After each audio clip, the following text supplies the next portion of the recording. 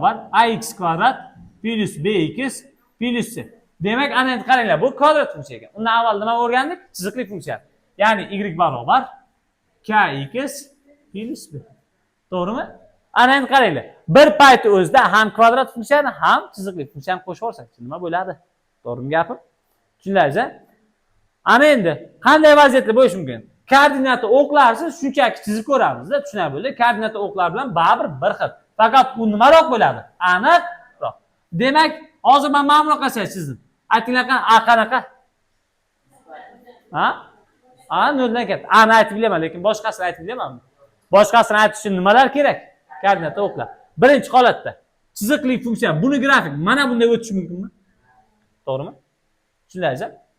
Qaranglar. Ikkinchisida mana shu yerda pastdan chizib ketaveraman. Kecha ham tushuntirdimmi deyman shu narsani. Adashmasam. Kelib, mana bunday bitta joyda tegib o'tib ketish mumkin yoki bunaqasiga o'tish mumkin. Farqi bitta. Men hozir bular to'liq nechta nuqtada kesishyapti? Ikkita nuqtada. Va uchinchisi oxirgi vaziyati umuman nima qilmasligi mumkin?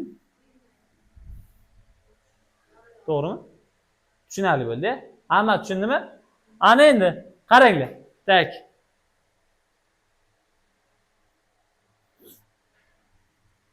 Joy-joyda ko'rib ketamiz. Ikkita funksiya kesishyaptimi? Kesish sharti qanaqa edi? Y1 teng. Ya'ni qaranglar. Ax kvadrat plus bx plus c va kx plus b. Bu qoladimi? Hammasini bir tomonga olib o'tsam, x bilan x son bilan son birlashib kvadrat tenglama bo'ladimi? Hammasini bir tomonga olib o'tsam, demak, ax kvadrat plus b minus k qasddan tashqari x bo'lib qoladi-da, to'g'rimi? Plus c minus d. Tengmi? A son, b minus k ham son bo'ladi, c minus d ham son bo'ladimi? Tushundingizmi? Ana endi qaranglar, mana bu nima ekan? Kvadrat tenglama. Qaranglar, ana endi grafikda ikkita tenglama berilgan bo'lsin-da, yechishi grafik usul bor. Grafik usul bilan nimani topsa bo'ladi? Yechimi aniq topib bo'lmaydi. Qaranglar. Lekin nechta yechimi borligini topib bo'ladi. Ana endi, ya'ni ular ikkita nuqtada kesishyaptimi agar? Demak, nechta yechimi bor buni? Ikkita. Ular bitta nuqtada mana urinib yoki kesishib o'tdi desam bo'ladi. Bitta nuqta. Yechim nechta? Bitta. Ular umuman kesishmadi yoki urinmadi. Yechimi yo'q degan. Demak, mana bu, ya'ni nechta yechimi bor degan savollar grafik usulda ham nima qilsa bo'ladi? Yechsa bo'ladi. Demak, hozir ikkita nuqtada bo'lish uchun diskriminant noldan nima bo'lish kerak ekan? Ya'ni chiziqli funksiya bilan yoki ixtiyoriy funksiya ham bo'laversin, farqi yo'q. Kesishyapti desa va ikkita yechimga ega bo'lsa, ularni bir-biriga tenglashtiraman, diskriminant noldan nima bo'ladi? Katta. Demak, yoki nechta yechimga ega desa, diskriminantni topaman. Noldan katta. Demak, ular nechta yechimga ega? Ikkita. Yoki nechta nuqtada kesishyapti desam, ikkita nuqtada nima deymiz? Kesishyapti. Ammo mana buni holatdachi. Yana xuddi shunaqa. Y1 teng Y2 mi?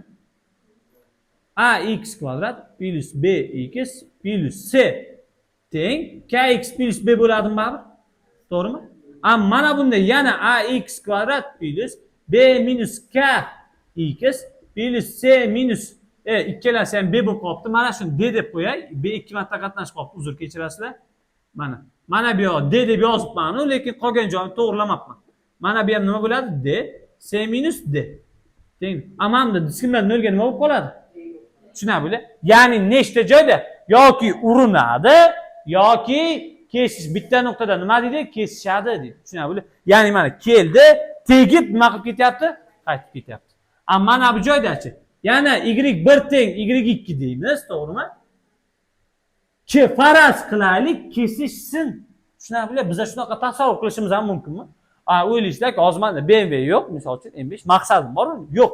Lekin o'ylaymanda o'tirib, shundoq qo'lma urib, sigaret olib tutatamanda, shundoq burchakda siqilamanda o'zimcha BMW minib yuribman deb tasavvur faraz qilsam bo'ladimi? To'g'rimi? Faraz qilishimiz mumkin, ikkalasi kesishsin.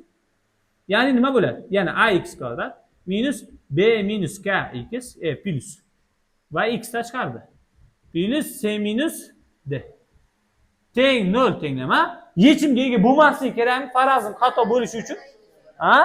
Diskriminant kichik. Mana bunaqa. Har bittasini aytgan gapini tushunib, nima qilsa bo'ladi, ishlasa bo'ladi. Ana endi bu yo'lni mana to'liq ko'rib bo'ldik-da, ishoninglar. O'zi kecha to'liq ko'rib bo'lganmiz bu narsalar hammasi.